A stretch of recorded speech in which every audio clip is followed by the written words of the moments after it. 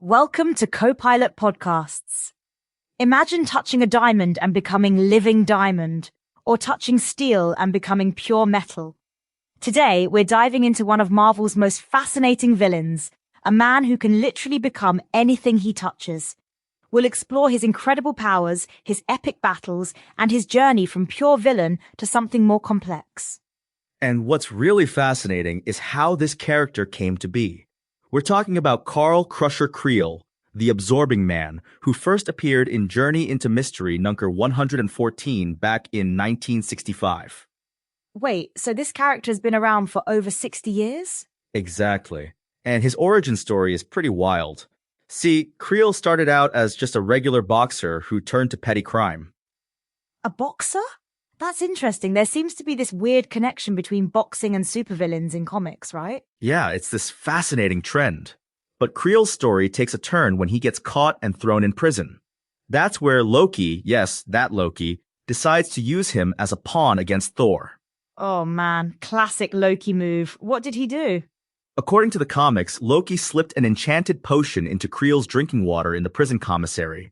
And suddenly, this ordinary criminal could absorb the properties of anything he touched. That's wild. How did he first discover these powers? Well, he actually used them to break out of prison by absorbing the metal from the guards' bullets. Talk about a dramatic way to discover your new abilities. And I'm guessing his first stop wasn't to become a productive member of society? Not exactly. He immediately went after Thor, and here's where it gets really interesting. He found he could absorb the properties of Thor's hammer and even Thor's own power. Wait, he could absorb Thor's power? How is that not completely overpowered? That's the thing. Creel's powers are incredible, but he often ends up being his own worst enemy. In that first battle, he actually managed to force Thor to retreat. He beat Thor? Well, technically, Thor had to leave to rescue Jane Foster, who Loki had kidnapped. But Creel got cocky, started bragging about his victory. I'm sensing this didn't end well for him. Not at all. When Thor came back, he used his hammer's magic to turn Creel into helium gas, and he just drifted away. That's actually kind of hilarious. But I'm guessing that wasn't the end of him? Nope. Loki wasn't done with his creation. He helped Creel reform and even transported him to Asgard. You know, it's interesting how Loki keeps creating these powerful beings to fight Thor, isn't it? It's totally his MO. But this time, it backfired spectacularly. Creel got so full of himself that he challenged Odin himself.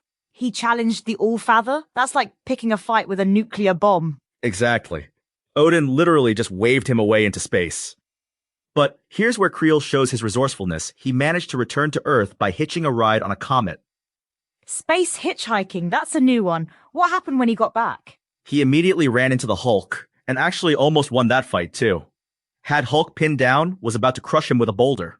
But let me guess, something went wrong. Yeah, he absorbed Hulk's power just as Bruce Banner was transforming back to human form, so Creel transformed back too, and got crushed by his own boulder. You know what's fascinating about Creel? He can become anything he touches, but he seems to struggle with who he really is. That's such a great observation. His power represents ultimate adaptability, but he often makes poor choices that lead to his defeat. Has he always stayed purely villainous? Actually, no. In more recent years, he's evolved into more of an anti-hero. He's even worked with various hero groups. That's quite a journey from his origins as Loki's pawn. It really is. And what's interesting is how his powers have been portrayed differently over time. Initially, he only needed to be near something to absorb its properties. Wait, he didn't need to touch things? Right. But later stories changed it to require direct contact, probably to give him more limitations and make him less invincible. Speaking of limitations, what are some of the most interesting materials he's absorbed? Well, besides Thor's hammer and Hulk's strength, he's absorbed everything from simple steel to cosmic energies. He's even turned himself into water to escape capture. That's actually pretty clever, though I imagine being water has its own challenges. Definitely. And that's part of what makes him such an interesting character. His powers require creativity and strategic thinking. Has he ever absorbed something that really backfired on him? Oh yeah, like that time Thor tricked him into absorbing helium. Plus, if he absorbs something unstable or too powerful, it can be dangerous for him. It's interesting how such an incredibly powerful ability can still have so many drawbacks. Exactly. And that's what makes him such a compelling character. His powers aren't just about raw strength, they're about choices. Has he ever been adapted to other media? Yes, he appeared in Agents of S.H.I.E.L.D., played by Brian Patrick Wade. He's also been in various animated series and video games. How did they handle showing his powers in live action? They actually did a pretty good job with visual effects, showing his skin transforming into different materials, though they kept it mostly to simple substances like metal and concrete. Probably easier than showing him absorb Thor's godly powers. Definitely. But you know what's really interesting?